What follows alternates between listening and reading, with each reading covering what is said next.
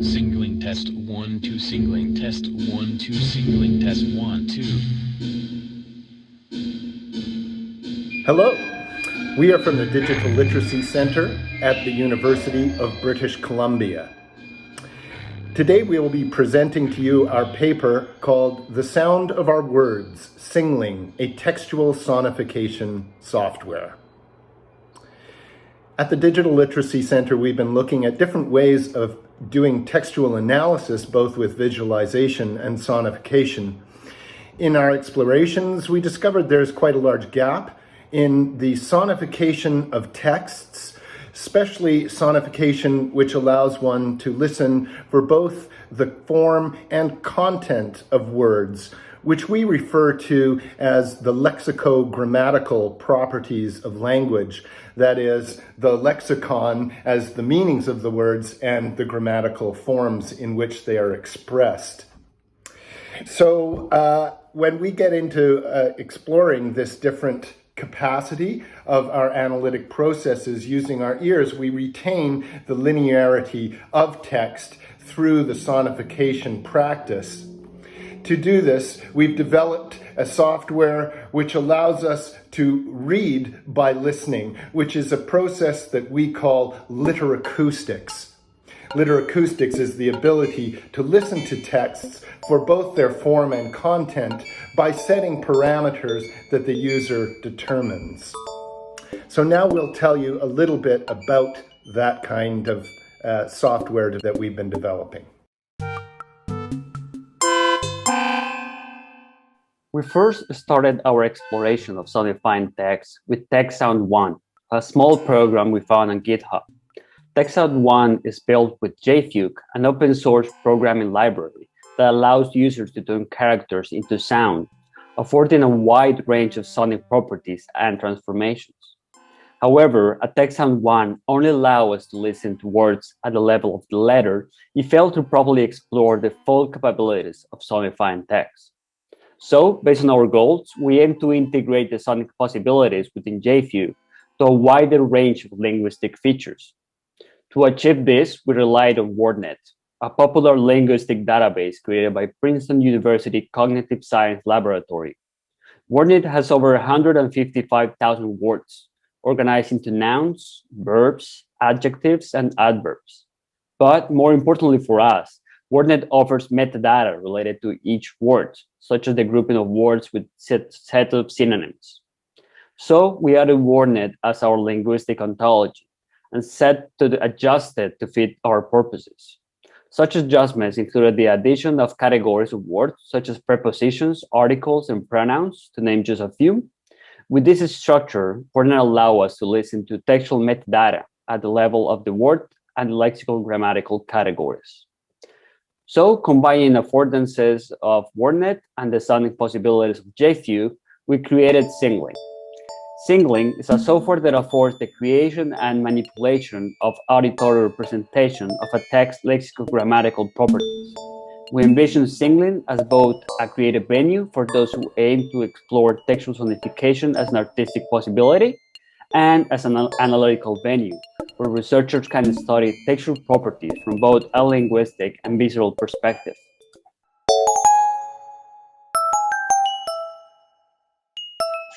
In Singling, what we call base settings are parameters related to audio that users can modify to affect the output. They apply globally to the entire sonification of the text, unless otherwise overwritten by transformations, which we will talk about later. These settings include changing the instrument, note duration, tempo, and more. Users can also modify the fundamental frequency. This is the lowest frequency that will be used in the sonification process, resulting in the lowest musical tone that can be perceived. We use the overtone series to determine a sequence of frequencies, which each frequency is an integer multiple of the fundamental. Moving on, we'll look at transformations.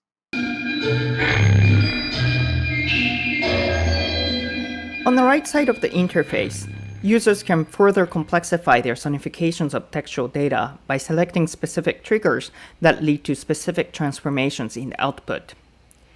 Even as these transformations are cumulative, adding different sound transformations within the same sonification, inputs with the same parameters cannot be entered more than once. So for example, you cannot make verbs trigger the volume to increase and decrease at the same time. Triggers for these transformations include word types, lexicogrammatical categories, word length, symbols, punctuation, and characters.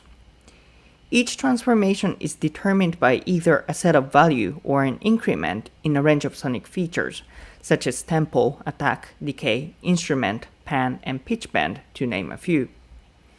Additionally, the feature lexicon allows users to pre-select specific words or sentence that will generate a specific sound, so that users can easily identify these terms when listening to their sonification. This is an example of Singling playing a poem that is discussed in the paper.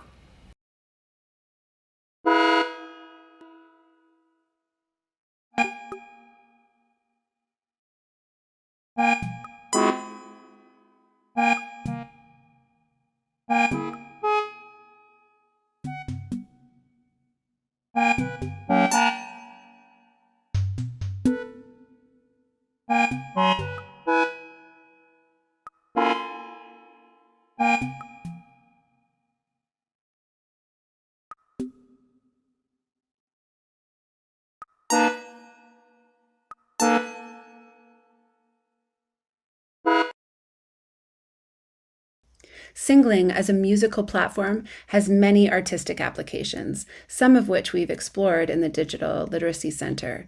We have performed with Singling on a number of occasions, one in what we called a remote digital hyper-interactive text-to-MIDI literoacoustic jam for the Electronic Literature Organization conference. In this conference, we each sonified a text according to our own sonic palettes. And then we played these sonifications together simultaneously during a virtual performance. And these layerings of sonic soundscapes created a unified whole. We have also used the platform to compose live in another performance venue in which we both storied a text as well as took that text and sonified it according to our own soundscapes, and together the text and the emergent music created the composition. One of the built-in features of Singling is the ability to export a Singling composition into MIDI format. This file can then be opened up in a sound editing platform such as GarageBand. And when you open up the file, each lexicogrammatical category opens up as a separate and editable track that can be further adjusted within that program.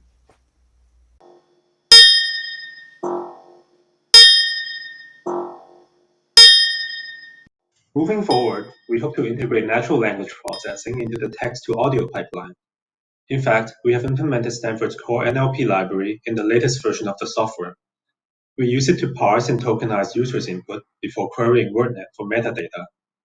By introducing natural language processing, we open up many possibilities for improvements to our sonification process.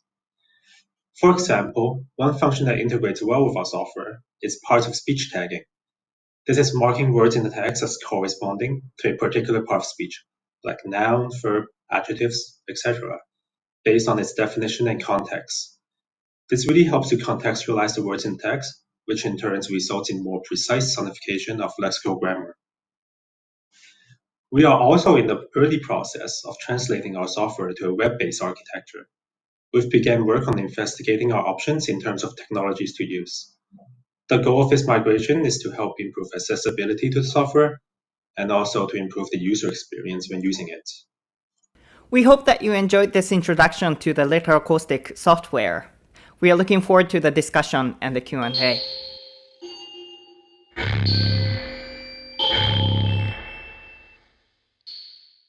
Thank you very much, Esteban, for very interesting presentation, very interesting sounds and sonification. We really enjoyed it all. I'll start the discussion by asking, did you find that there are certain types of text that work best with the sonification scheme over others? Sure. It really depends on your aim. if you're working to create aesthetic sonifications, meaning that artistic sonifications, really every text could work, but it all depends on the base settings you have. For example, the example I was showing there was a poem, and it was really, it was creating a longer silence after each line. So you kind of get the sense of the structure in an easier way. But you can also do a different set of settings with normal narrative, with academic text. You can tag certain words to make it a louder sound. So it really all depends on your goals and what settings you apply to sonification. Yeah, thank you. A quick question from Philard. Is this only for English language for now? For now, yes, but we are planning on expanding it since WordNet, which is the base we use to read language, has the versions in many different languages. So in the future, we see it expanding into Spanish, Mandarin, a lot of different languages. Nice. And a question about the mapping between words and the parameters of sound. Is it ASCII or a combination of ASCII? Sorry, I didn't got the last word. It asks about whether the mapping is done based on ASCII or a combination of ASCII code. Again, it will let you choose between two parameters. You can do a word-by-word analysis now, which we're aiming to improve. Now we're incorporating core NLP, which will do natural language processing, which I think is based on ASCII now. But it's still under construction. You can see a very experimental version of it in our website. And it also lets you do analysis by letters. So you can also do more letter by letter sonifications. Sorry, my responses are short because it's so hot here that it's the only way.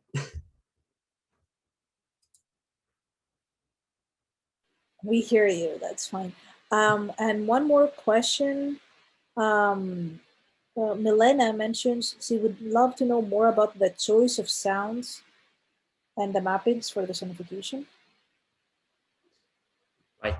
As I mentioned regarding the mapping, you have different options that you can do. So you can do word by word, you can use letter by letter, and you can choose a lot of different parameters on each. Regarding sounds, you have a wide range of sounds and aesthetic choices that you can apply to based on the MIDI affordances. So you can choose instruments, you can choose tempo, you can use a whole range of things that you can adapt to your mapping. We have discovered though that singling is starting to get its own aesthetic sound. It's starting to a sound that you can recognize at any moment. We can hear a singling song now and recognize that this is not something else, this is singling. But it's not being very intentional, just a process of developing. And we're still, as we said, we're planning to work more on it. And we're planning to do an official launch in the second semester, which I hope we can extend the invitation to the ICAD community when it happens. And we hope to see you all there. Excellent. And a last quick question. Does this run live? Can you type? Yes, and yes, you can. Yes, you can do live text that you can, as you write, it will start playing. If it's Word, it will apply all the transformation of the triggers. That's a version that it's a little experimental as well. It's been hard because the loops that you create, well, the base settings, the text input, and the set of transformations, it's a little costly, but it definitely works. And that's what we have used to do live jams in conferences in the past.